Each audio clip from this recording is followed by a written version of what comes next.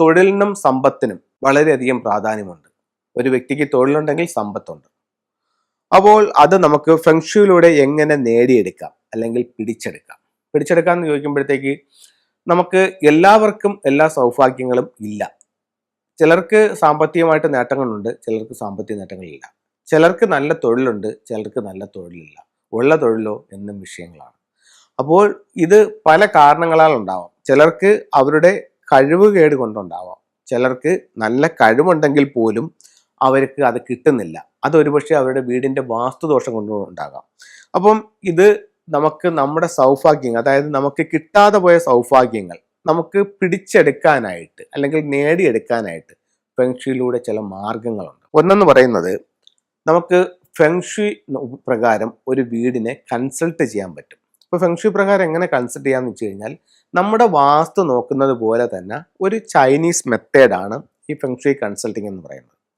ഇപ്പം ഇതിൽ ഏകദേശം കാര്യങ്ങളെല്ലാം സെയിം തന്നെയാണ്. പക്ഷേ ചില കാര്യങ്ങളിൽ ഭയങ്കര വ്യത്യാസങ്ങൾ കാണിക്കുന്നുമുണ്ട്. അതെന്താന്ന് വെച്ച് കഴിഞ്ഞാൽ, നമ്മളിപ്പോൾ ഒരു വീടിന്റെ പ്ലാൻ എടുത്തു. അപ്പം നമ്മൾ വാസ്തുപ്രകാരം കോമൺ ആയിട്ട് പറയുകയാണെങ്കിൽ, ഞാനത് വാസ്തുവും ഫെങ്ഷുയും രണ്ടും പഠിച്ചിട്ടുള്ളത് കൊണ്ടാണ് രണ്ടിനെ പറ്റിയും സംസാരിക്കുന്നത്. അപ്പോൾ വാസ്തുപ്രകാരം പറയുകയാണെങ്കിൽ നമ്മൾ മെയിനായിട്ട് നോക്കുന്നതെന്ന് പറഞ്ഞു കഴിഞ്ഞാൽ, ആ വീടിന്റെ ഏതൊക്കെ ദിക്കിൽ ഏതൊക്കെ റൂമുകൾ വന്നിട്ടുണ്ട്, അത് വാസ്തുവിധി പ്രകാരമാണോ അതാത് സ്ഥലങ്ങൾ അവർ തിരഞ്ഞെടുത്തിരിക്കുന്നത്. 2, സൂത്രങ്ങൾ കടന്നു പോകുന്നുണ്ടോ, ബ്രഹ്മസൂത്രവും യമസൂത്രവും കടന്നു പോകുന്നുണ്ടോ. മറ്റൊരു കാര്യം, മൂലകളിൽ ടോയ്ലറ്റുകൾ വന്നിട്ടുണ്ടോ. അടുത്തത്, ഈ വസ്തുവിൽ വീടിരിക്കേണ്ട ഭാഗത്ത് തന്നെയാണോ വീടിരിക്കുന്നത്, ഓരോ മുറ്റത്തിൻ്റെയും കണക്കുകൾ കറക്റ്റാണോ. 4, അതിൻ്റെ ഓരോ സ്ഥലത്തെയും ഭൂമിയുടെ ചരിവ് കറക്റ്റാണോ, അതായത് തെക്ക് പടിഞ്ഞാറ് ഉയർന്ന് വടക്ക് കിഴക്ക് താന്നാണോ ആ ഭൂമി ഇരിക്കുന്നത്.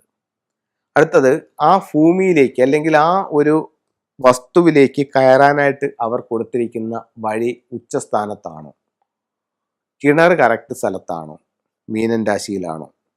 അതേപോലെ തന്നെ സെപ്റ്റിക് ടാങ്കുകൾ യഥാസ്ഥലം പറഞ്ഞ സ്ഥലത്ത് തന്നെയാണോ. അങ്ങനെയൊക്കെ ഒത്തിരി കാര്യങ്ങൾ വാസ്തു നോക്കി കറക്റ്റ് ചെയ്യുന്നുണ്ട്. അത് വാസ്തുവിൻ്റെ രീതികളാണ്. ഫെങ്ഷുയിൽ മെയിനായിട്ട് എടുക്കുന്നതെന്ന് പറഞ്ഞു കഴിഞ്ഞാൽ, ഈ വീടിൻ്റെ ഷേപ്പ് എടുക്കും. അത് സ്ക്വയറോ റെക്റ്റാങ്കിൾ ഷേപ്പിലോ ആകണം എന്നുള്ളത് മസ്റ്റാണ്. 2, ഇതിൻ്റെ ചുറ്റുവട്ടമുള്ള എനർജി നോക്കും. എനർജി എന്ന് പറഞ്ഞു കഴിഞ്ഞാൽ, ഈ വീട്ടിലേക്ക് മറ്റ് വീടുകളിൽ നിന്നിട്ട് അല്ലെങ്കിൽ ഇതിൻ്റെ സമീപത്ത് നിന്നിട്ട് എന്ത് തരത്തിലുള്ള ഒരു എനർജിയാണ് കടന്നു വരുന്നത്. ആ വരുന്ന എനർജി ഈ വീടിനെ ഏതെങ്കിലും തരത്തിൽ ദോഷകരമായി ബാധിക്കുന്നുണ്ടോ. ഒരു ചെറിയ ഉദാഹരണം പറയാം. ഒരു വീട്, ആ വീടിൻ്റെ നേരെ ഫ്രണ്ടിൽ ഒരു റോഡുണ്ട്.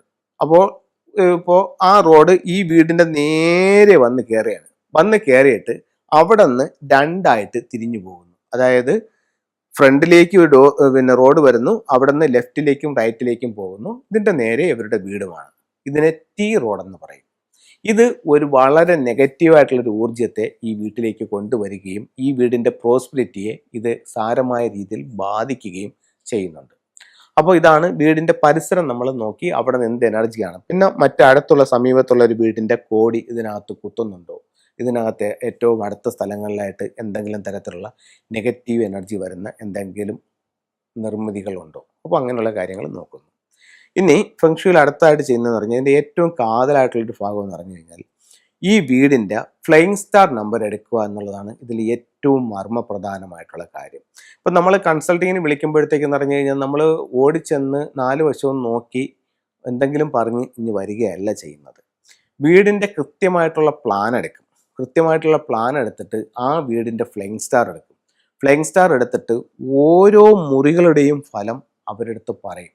അവർ കുടുംബാംഗങ്ങളിലെല്ലാം കൂടെ ഇരുന്ന് അവരുടെ മുമ്പിൽ വെച്ച് തന്നെ ഇതെല്ലാം അളന്ന് വരച്ച് കറക്റ്റ് ചെയ്തിട്ട്, നിങ്ങളുടെ വീടിൻ്റെ പ്ലാൻ ഇതാണ്, ഇത് ഇന്ന സ്ഥലത്ത് ഇന്ന പ്രശ്നങ്ങൾ വന്നിട്ടുണ്ട്, അതുമൂലം നിങ്ങളുടെ ജീവിതത്തിൽ ഇന്ന ബുദ്ധിമുട്ടുകൾ വരാനുള്ള സാധ്യതയുണ്ട്, ഞാൻ പറഞ്ഞത് ശരിയാണോ, ഇന്ന പ്രശ്നങ്ങൾ വന്നിട്ടുണ്ട്, സാറ് പറഞ്ഞത് ശരിയാണ്, അത് ഈ റൂമിൽ കടന്നാൽ ഇതിൻ്റെ ഫലം ഇതാണ്, ശരിയാണ്, എൻ്റെ അമ്മ റൂമിലായിരുന്നു കിടന്നത്, അവർക്ക് ആരോഗ്യ പ്രശ്നമുണ്ടായിരുന്നു, ഈ റൂമിൽ കടന്നാൽ നിങ്ങൾക്ക് തൊഴിൽപരമായിട്ട് നേട്ടങ്ങളുണ്ടാവും, മൂത്ത പെൺകുട്ടി ആ റൂമിലായിരുന്നു, അവർക്ക് പഠിച്ചിറങ്ങിയപ്പോൾ തന്നെ ജോലി കിട്ടി, ഈ റൂമിനകത്ത് കിടക്കുകയാണെന്നുണ്ടെങ്കിൽ സാമ്പത്തികമായിട്ട് അഭിവൃദ്ധി ഈ വർഷം ഉണ്ടാവും, ശരിയാണ്, ഈ വർഷം നമുക്ക് നല്ല സാമ്പത്തിക നേട്ടങ്ങൾ ഉള്ളൊരു വർഷമാണ്.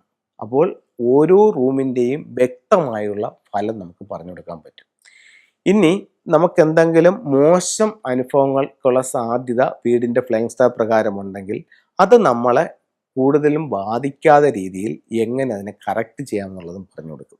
ഇനി സൗഭാഗ്യങ്ങളെ നമ്മളിലേക്ക് അടുപ്പിക്കാനായിട്ട് ഫെങ്ഷുയിൽ എന്തൊക്കെ ടൂൾസ് ചെയ്യാമെന്നുള്ളതും പറഞ്ഞു കൊടുക്കും.